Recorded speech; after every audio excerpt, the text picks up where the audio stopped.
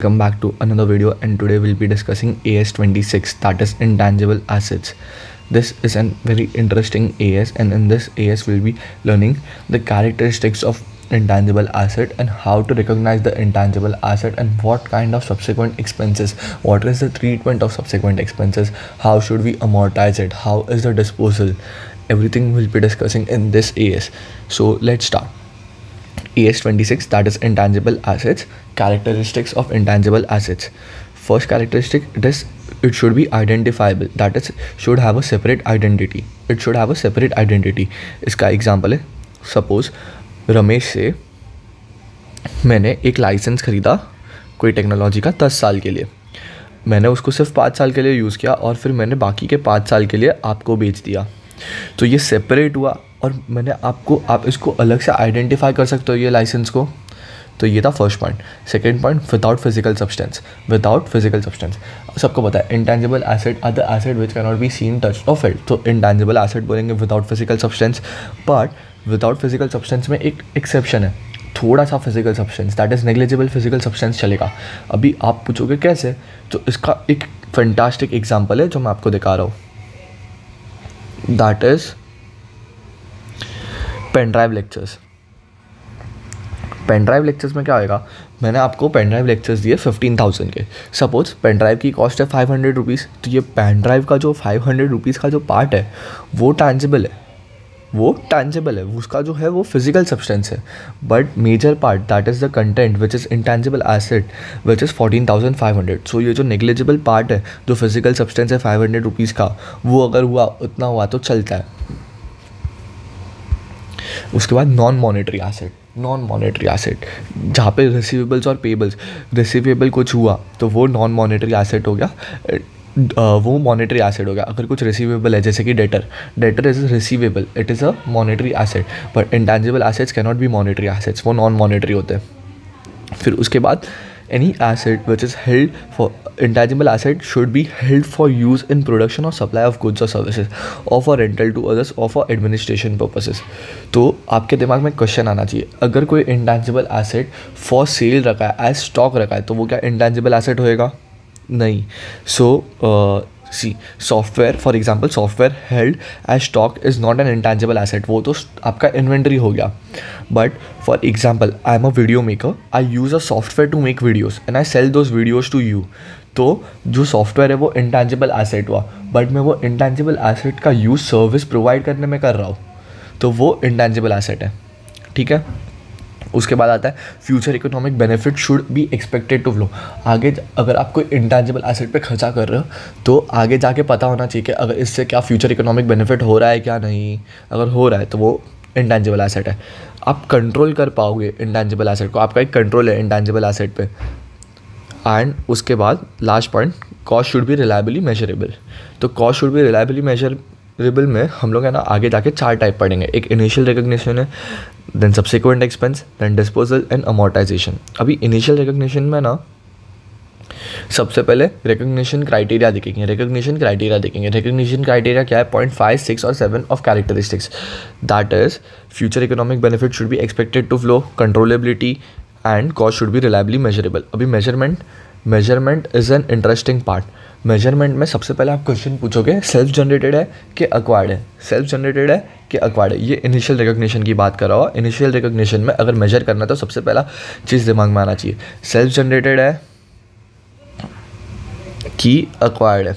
अगर self generated है तो सबसे पहले पूछना गुडविल ट्रेडमार्क और कॉपीराइट में से है क्या? गुडविल ट्रेडमार्क और कॉपीराइट में से है क्या?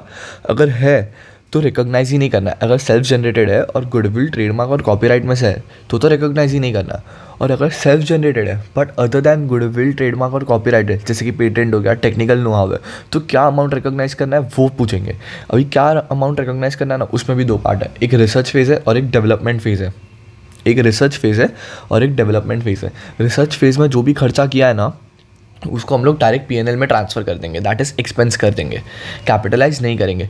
बट डेवलपमेंट फेज़ में ना पहली बात तो हम लोग पहले 4 कंडीशंस चेक करेंगे कि ये 4 कंडीशन सेटिस्फाई हो रही है क्या नहीं, टेक्निकल फिजिबिलिटी इस्टेब्लिश हो रही है कि नहीं, फिर उसके बाद मैनेजमेंट ने अप्रूव किया है कि नहीं डेवलपमेंट, मार्केट एग्जिस्ट कर रहा है कि नहीं इंटेंजिबल एसेट के लिए। सपोज़ मैं वीडियो मेकर हूँ, मैं सॉफ्टवेयर बना रहा हूँ, मैं देख रहा हूँ कि वो सॉफ्टवेयर के लिए मार्केट एग्जिस्ट कर रहा है कि नहीं, या फिर कोई रिसोर्स मिल रहा है कि नहीं, मेरे को अगर कोई टेक्नोलॉजी बनानी है तो टेक्नोलॉजी बनाने के लिए रिसोर्सेज अवेलेबल है कि नहीं। तो ये डेवलपमेंट फेज़ के कंडीशंस थे। अभी डेवलपमेंट फेज़ में क्या करेंगे, अगर डेवलपमेंट फेज़ है तो डेवलपमेंट फेज़ में अगर 5th और 7th point that is future economic benefit वाला और कॉस्ट इज़ रिलायबली मेजरेबल है, अगर वो ये 2 पॉइंट सेटिस्फाई हुए तो उसको कैपिटलाइज कर देंगे। अगर ये 2 पॉइंट सेटिस्फाई नहीं हो रहे तो उसको हम लोग एक्सपेंस कर देंगे। तो रिपीट विथ मी, जैसे ही इनिशियल रिकग्निशन वाला पार्ट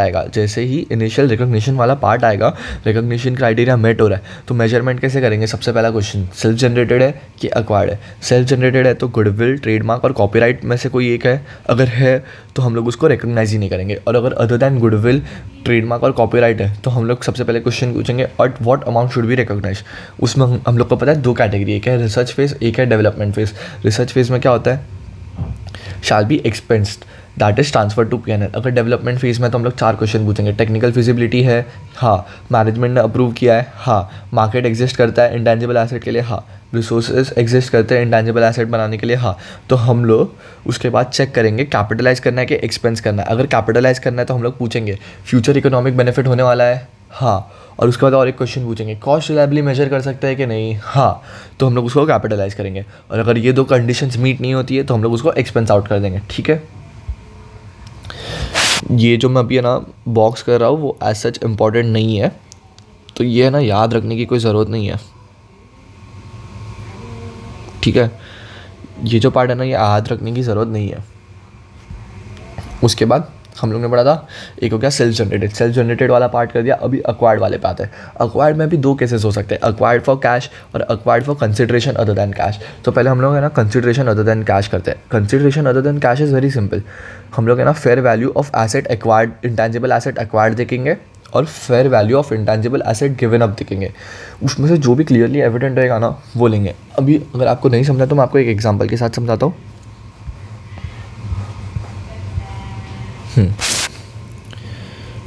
सपोज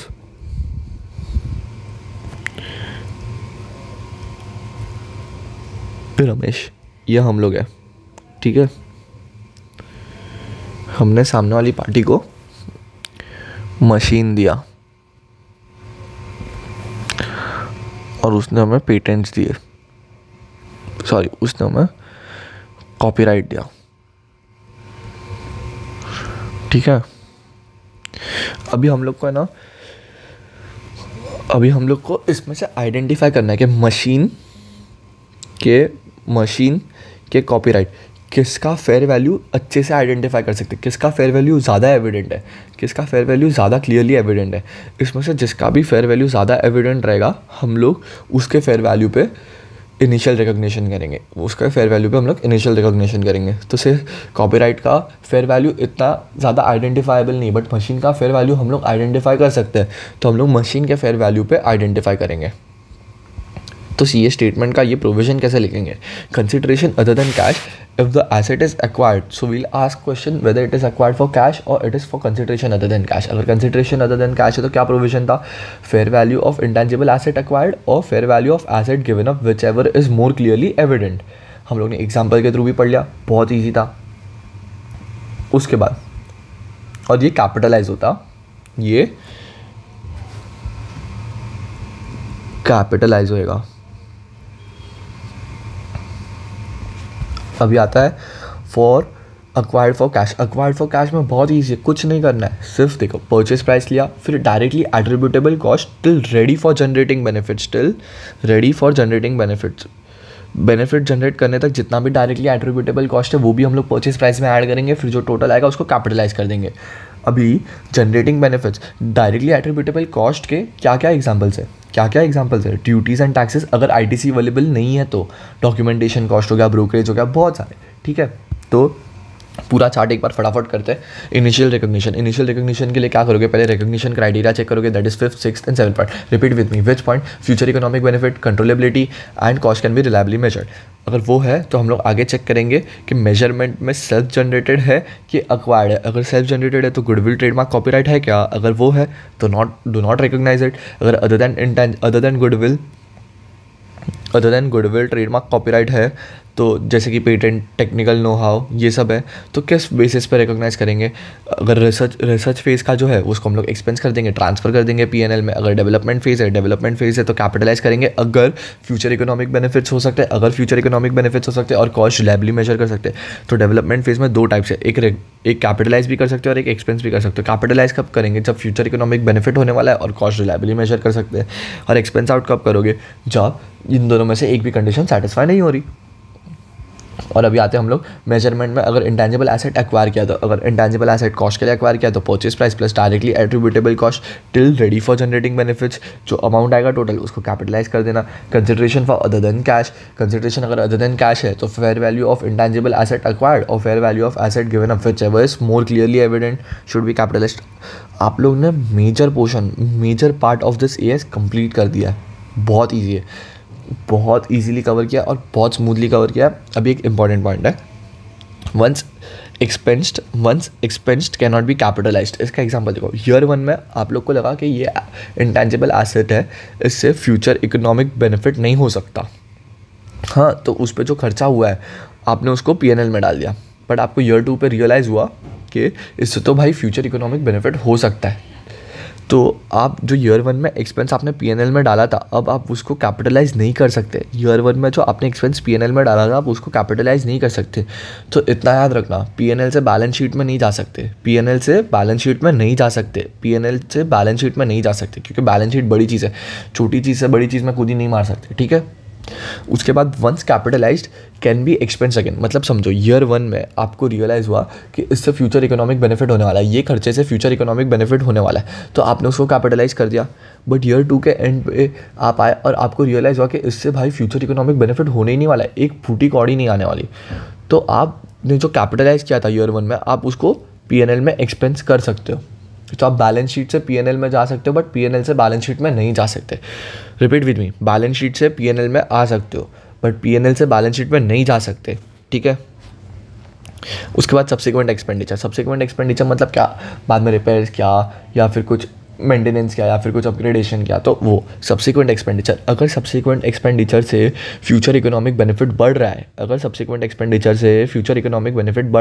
तो आप उसको कैपिटलाइज करोगे। अगर फ्यूचर इकोनॉमिक बेनिफिट नहीं बढ़ रहा है यानी कांस्टेंट रह रहा है, फ्यूचर इकोनॉमिक बेनिफिट कांस्टेंट रहता है, तो आप उसको एक्सपेंस कर दोगे।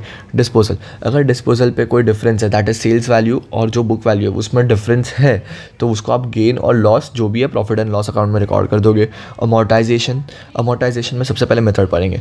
मेथड में क्या है? बहुत ईजी है, कुछ नहीं है। अगर आपको फ्यूचर इकोनॉमिक बेनिफिट का पैटर्न पता है, तो आप आपके इंटेंजिबल एसेट को वही पैटर्न, वही प्रोपोर्शन में अमोर्टाइज करोगे। से फॉर एग्जांपल, इंटेंजिबल एसेट से फ्यूचर इकोनॉमिक बेनिफिट 2:1 में हो रहा है और आपके इंटेंजिबल एसेट की यूजफुल लाइफ 3 साल है और उसका वैल्यू 4 लाख है। तो कैसे अमोर्टाइज करोगे? फर्स्ट ईयर में 2 लाख अमोर्टाइज करोगे, क्योंकि रेशियो क्या है? 2:1:1। सेकेंड ईयर में 1 लाख और थर्ड ईयर में 1 लाख, ठीक है।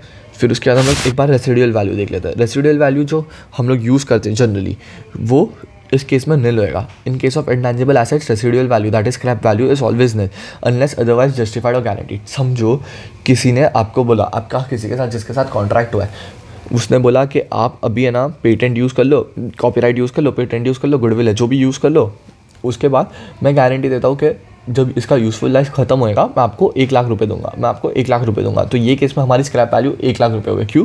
क्योंकि यहाँ पे जस्टिफाई किया, गारंटी दिया है। अगर जस्टिफाई नहीं किया, गारंटी नहीं दिया, तो क्या होएगा? निल होएगा।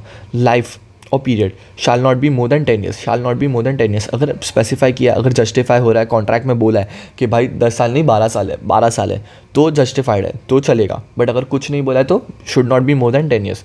इन case of website and software it should be 3 to 5 years unless justified. The following are not intangible asset.